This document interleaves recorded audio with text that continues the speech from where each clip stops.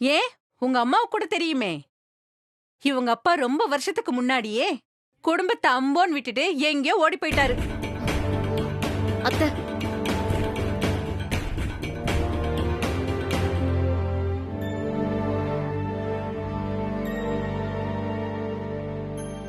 அப்பா ஓடி போன குடும்பத்துக்கு தான் பெருமை இருக்குன்னு இவ பேசிட்டு இருந்தாளா? ஹே ராதிகா, அமைதியா இரு. சாரிங்க, தப்பா நினைக்காதீங்க. ஓடி போன எங்க அப்பாவை வச்சு எங்க குடும்பத்துக்கு பெருமை இல்ல. இருக்கிறவங்க எப்படி இருக்காங்க அதை வச்சுதான் இந்த குடும்பத்துக்கு பெருமை. அப்படி பார்த்தா ராதிகா சொன்ன மாதிரி எங்க குடும்ப பெருமைக்கோ மரியாதைக்கோ எந்த குறைச்சலும் கிடையாது. உங்க ஸ்டேட்டஸ்க்கு எதுவுமே குறைச்சல் இல்லதான். ஆனா நாங்க அப்படி இல்ல. பத்திரிக்கையில பேரை காணோம், அப்பா எங்கன்னு கல்யாணத்துல 4 பேர் கேட்டா அசிங்கம் எங்களுக்கு தானே. அக்கா, என்னக்கா இது? ஒண்ணு மாத்தி ஒண்ணு பிரச்சனை பண்ணிட்டே இருக்க.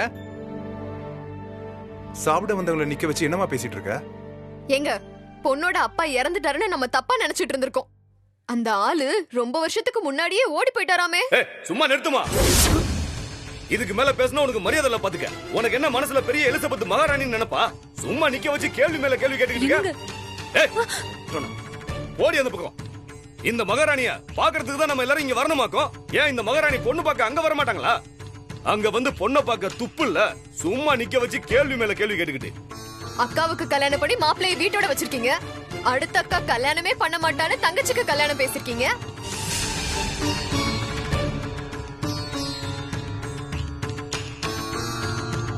அதுவும் ஒரு சீர் செய்ய வக்கு இல்ல. அப்பா பேரை பத்திரிக்கையில போடல.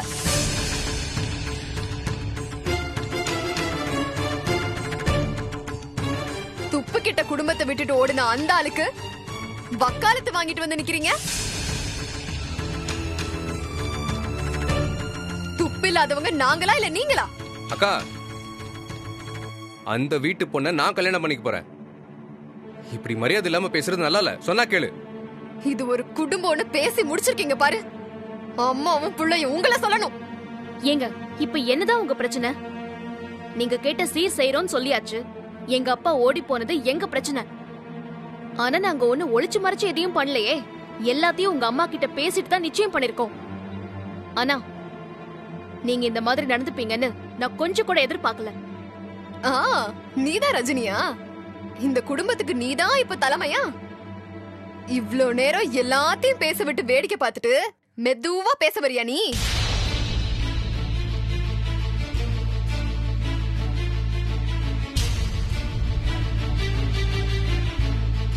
எல்லாரையும் பேச விட்டு வேடிக்கை பார்க்கலங்க. நீங்க புரிஞ்சுப்பீங்கன்னு வெயிட் பண்ணி பார்த்தோம். அதுக்குதான் வாய்ப்பு இல்லைன்னு தெரிஞ்சிருச்சுல்ல. அதனால்தான் நான் பேசுறேன். உங்களுக்கு இந்த கல்யாணத்துல இஷ்டம் இல்லைன்னா முதல்லயே உங்க வீட்டுல நீங்க தெளிவா பேசிருக்கணும். இப்ப நிச்சயம் முடிஞ்சு பத்திரிகை எல்லாம் கொடுக்க ஆரம்பிச்சதுக்கு அப்புறம் நீங்க இப்படி எல்லாம் பண்றது கொஞ்சம் கூட நல்லாவே இல்ல. நிறுத்தட்டும் கல்யாணத்தை.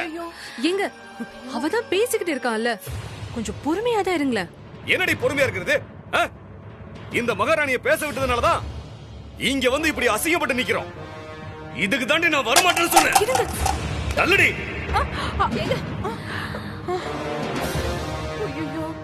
என்ன நிஷா இதெல்லாம்? எவ்வளவு மோசமா பிஹேவ் பண்ணிட்டு போறாரு பாருடா. என் மேல இருக்கிற கோபத்துலதான் தட்டை இப்படி தட்டி விட்டுட்டு போறாரு. நீ நல்லா இருக்கணும்னு நினைச்சு பேச வந்தேனே. எனக்கு இதுவும் வேணும், இன்னமும் வேணும். நிஷா, ஏய், ஐயோ, இவ ஏன் தான் இப்படி பண்றானே தெரியலையே. இந்த கல்யாணம் நல்லபடியா முடியறதுக்குள்ள நான் ஒரு வழி ஆயிடுவோம் போல இருக்கு. டேய் போடா, போய் அவ கிட்ட பேசி அவளை சமாதானப்படுத்து போ. சரிம்மா. அம்மா, ரொம்ப சாரி. சிச்சுவேஷன் இவ்வளவு வேர்ஸ்டா போகும் நான் கொஞ்சம் கூட நினைக்கல. நாங்க கிளம்புறோம், நீங்க தப்பா நினைச்சுக்காதீங்க. ஐயோ ரஜினி, என்னம்மா இது? சம்பந்தக்காரங்க வீட்டுக்கு வந்து கை நினைக்காம போனா எப்படிமா? இத பாருங்க, நடந்தது எல்லாமே மனசு வருத்தப்படுற மாதிரியான விஷயம்தான். ஆனா அரவிந்த் அவகிட்ட பேசி சமாதானப்படுத்திடுவான். நீங்க பச்சை தண்ணி கூட குடிக்காம போனீங்கன்னா என் மனசு தாங்காது. ஏமா இவ்ளோ பேச்சையும் கேட்டுட்டு எப்படிமா சோறு உள்ள இறங்கும்? அப்படி சொல்லாதீங்க. நாம ஒண்ணு பகையாளி இல்லையே. இந்த கல்யாணம் நடக்கதான் போகுது. ராதிகா தான் இந்த வீட்டு மருமக. அதுல எந்த மாற்றமும் இல்ல. சொந்தத்துக்குள்ள சண்டை சச்சரவுகள் வரதான் செய்யும். அதுக்காக வெட்டிட்டு போயிட முடியுமா?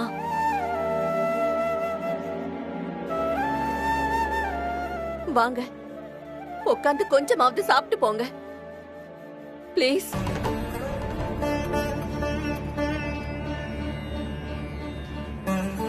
யாருக்கும் மனசு வரல. ரஜினி, நீ சொல்லுமா, எனக்காக. நீ சொன்னா எல்லாரும் கேட்பாங்க. ப்ளீஸ்.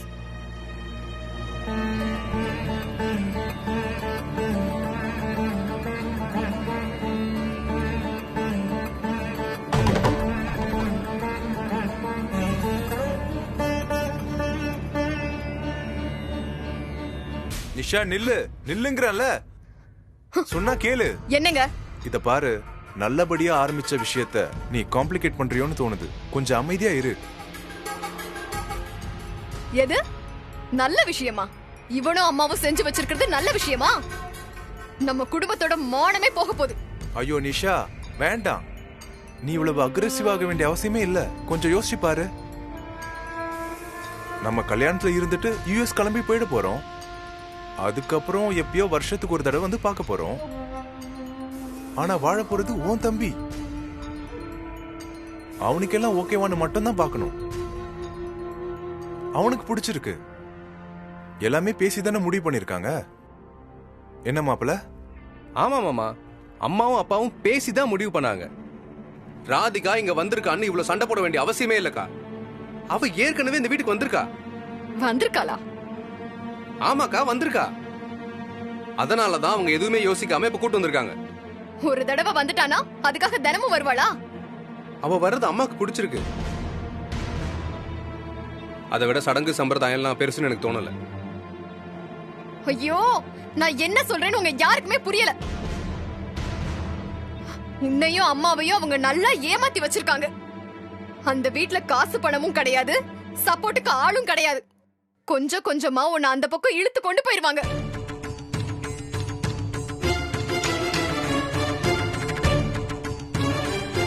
அதை ஏன்டா நீ புரிஞ்சுக்க மாட்ற? அம்மா,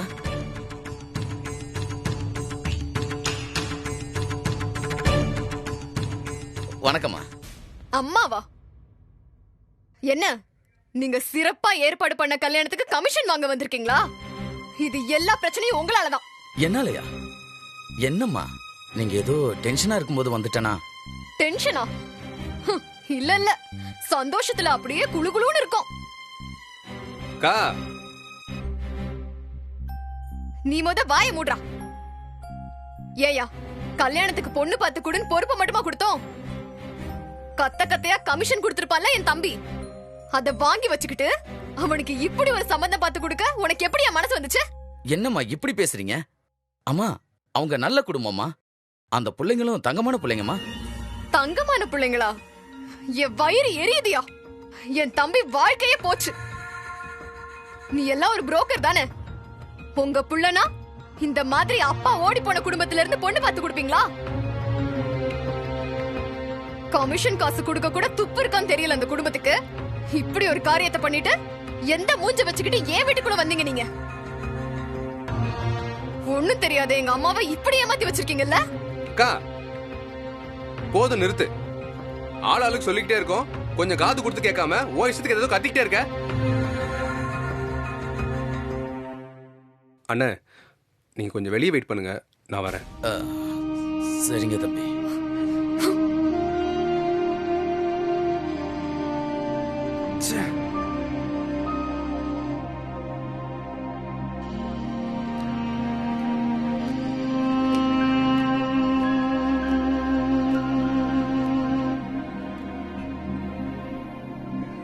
இவங்களுக்காக அலைஞ்சு தெரிஞ்சு வேலையை முடிச்சு கொடுத்துட்டு காசை வாங்குறதுக்கு முன்னால வண்டிய வாங்கி கட்டிக்க வேண்டியதா இருக்கு. ச்சே, என்ன பொழப்பு யாது.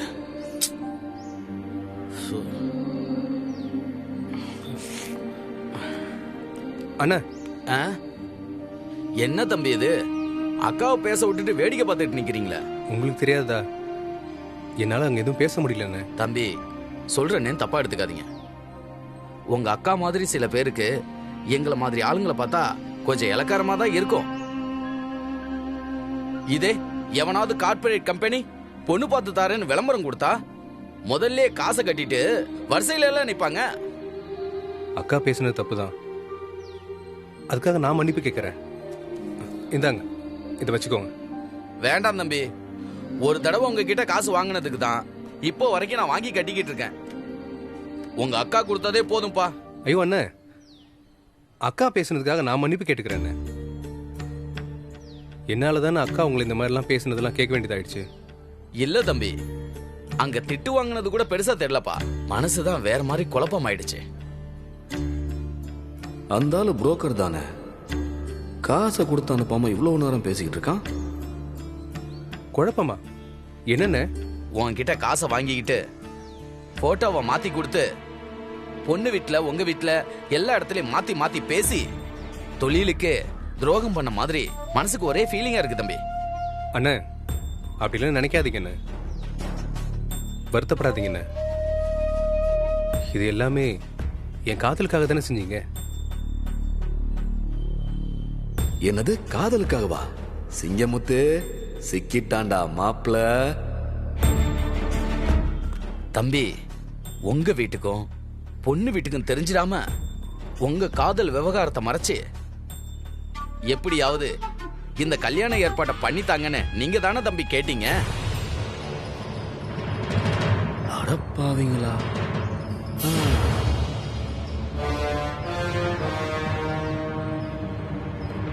இத்தனை வருஷமா உங்க குடும்பத்தோட இருந்த பழக்கத்துக்காக ஒத்துக்கிட்டு இதை செஞ்சு கொடுத்துட்டேன். அப்படி போதா கதை? இந்த விஷயம் எதுவும் வெளியில தெரியாமலே இந்த கல்யாணத்துல இவ்வளவு பிரச்சனை வருது. தெரிஞ்சா என்ன ஆகுமோன்னு எனக்கே கலவரமா இருக்கு தம்பி. பாரு தம்பி, நீ ரொம்ப கவனமா இருக்கணும். ஐயோ அண்ணே, நீங்க அதை பத்திலாம் கவலைப்படாதீங்க, நான் கவனமா தான் இருக்கேன், பாத்துக்கிறேன். இப்ப நீங்க இந்த விஷயத்தை பத்தி பேசுறது கூட அவ்வளவு சேஃப் இல்ல. நீங்க கிளம்புங்க. அதுவும் சரிதான், நான் இப்படியே கிளம்புறேன், பார்த்து ஜாக்கிரதை.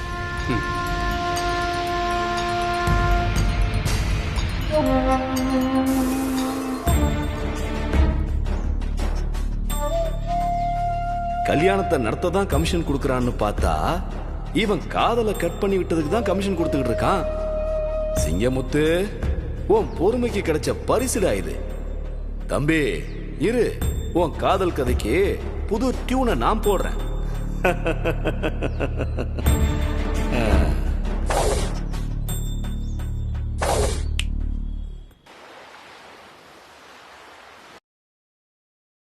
ஏ வடிவே,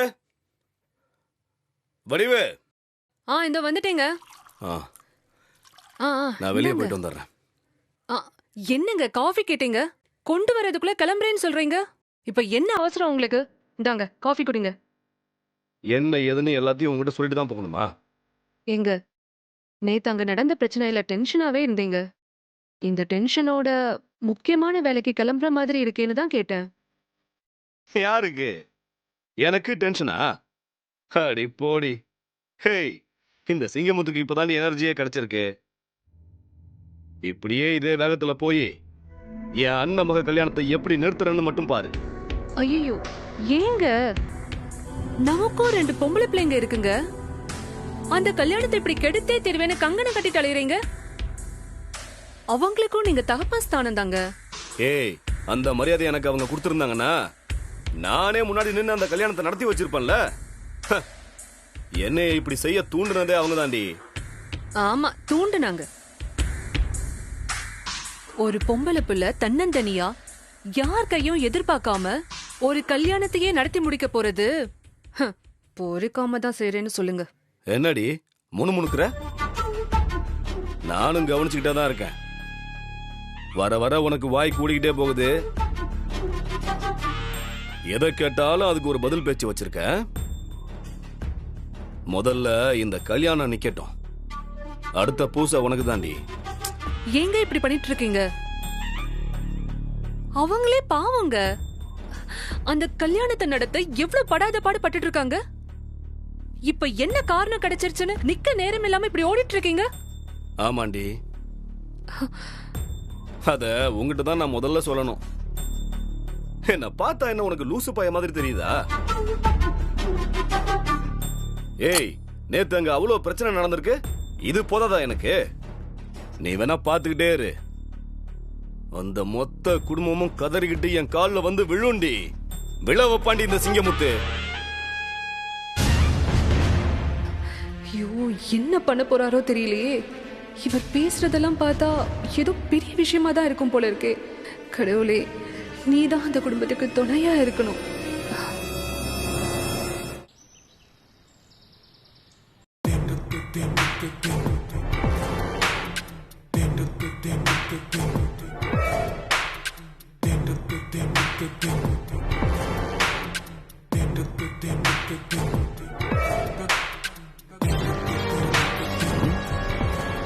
எவ்வளவு பெரிய வேலையை முடிச்சிடணும்னு வந்திருக்கேன், ஒரு ஈக்காக்காவை காணுமே.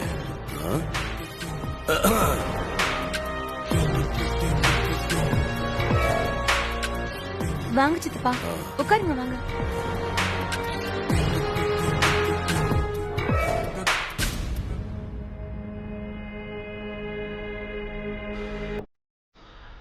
ஆமா, எங்க வீட்டுல யாரையும் காணல?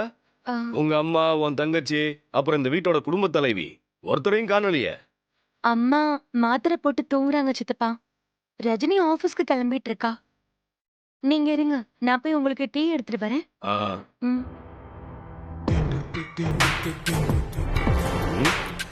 வந்த வேலைய முடிச்சிட்டு தான்டா கிளம்பணும் சிங்கமுத்து.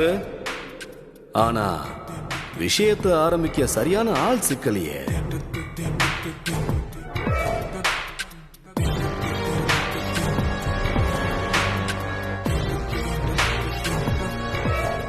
சித்தப்பா, எப்ப வந்தீங்க? தனியா உட்கார்ந்துட்டு இருக்கீங்க. இப்பதான் வந்தேன். நான் உன்ன பக்கமா வந்தேன். வா உட்காரு. என்ன விஷயம் சித்தப்பா?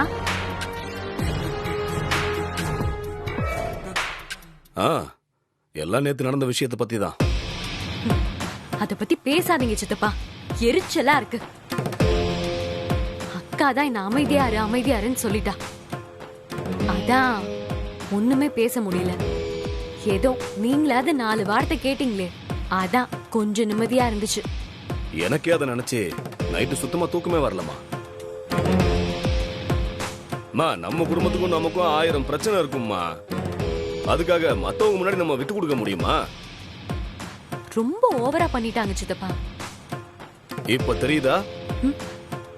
என்கிட்ட சொல்லாம எல்லாத்தையும் செய்றீங்களேன்னு கோவப்படுறதுக்கு உண்டான காரணம் அவங்களா தேடி வந்தாங்க. பெரிய சம்பந்தம். அதனால எதையும் கேட்காம கொள்ளாம நீங்களா முடிவு பண்ணீங்க. நான் ஒரு பெரிய மனுஷன்னு நீங்க என்ன மதிச்சிருந்தா இந்த பிரச்சனை எல்லாம் வந்திருக்குமா சொல்லு? ராதிகா அந்த குடும்பத்துல எப்படிதான் வாழ போறாளோன்னு உன் சித்தி புலம்பி தள்ளிட்டா. மத்தவங்களை விடுமா,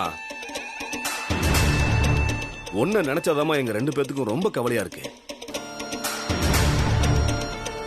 அங்க போயிட்டு வந்ததுக்கு அப்புறம் நான் விசாரிச்ச வரைக்கும் எதுவுமே சரியா படலமா. என்ன சித்தப்பா சொல்றீங்க? என்ன விசாரிச்சீங்க? யார் என்ன சொன்னாங்க? யாரு சொன்னாங்கன்றதை விட என்ன சொன்னாங்கன்றதுதான் முக்கியம். அதை கேட்டு எனக்கே தலை சுத்தி போச்சு.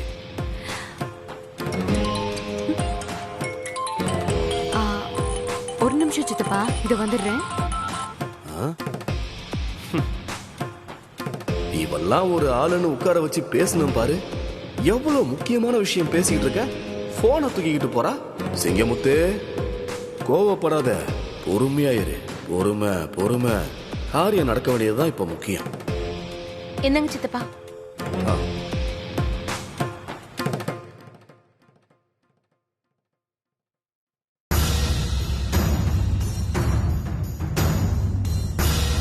சித்தப்பாவா?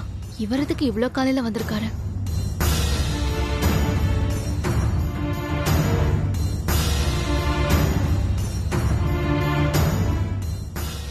வாங்க. சித்தி வரலையா? நேத்து நடந்த கூத்துல அவளுக்கு தலைவலியே வந்துருச்சு. அது இன்னும் சரியாகல. ஆமா, நான் தெரியாம தான் கேக்குறேன். யாரு சொல்லி வந்த சம்பந்தம் இது? யார்கிட்டயும் ஒரு வார்த்தை கூட கேட்காம எல்லாத்தையும் ஏற்பாடு பண்ணிருக்கீங்க.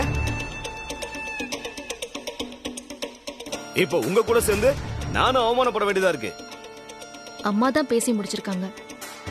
அரவிந்த் அவங்க அப்பா அம்மா எல்லாம் நல்ல டைப்பா தானே இருக்காங்க. அவங்க அக்கா கூட அவங்களுக்கு கல்யாணம் பண்ணி வச்சுட்டு ஊருக்கு போயிட போறாங்க. அதுக்காக கல்யாணம் முடிகிற வரைக்கும் அவ பேசுறதெல்லாம் கேட்டுக்கிட்டு இருக்கிறது நல்லாவா இருக்கு? நீங்க சந்தோஷப்படுற அளவுக்குலாம் அந்த மாப்பிள்ள ஒன்னும் நல்லவனா தெரியல.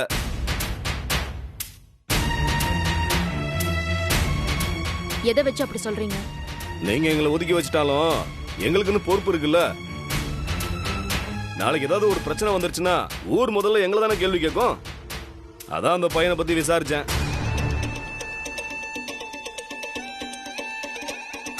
அவன் ஒன்னும் பெரிய உத்தம புத்திரெல்லாம் கிடையாது. ஏற்கனவே ஒரு பொண்ணை காதலிச்சு அங்க ஏதோ பிரச்சனையா இருக்கும் போல இருக்கு. அதை மறைச்சுதான் இந்த கல்யாணத்துக்கு அவங்க சரின்னு சொல்லியிருக்காங்க.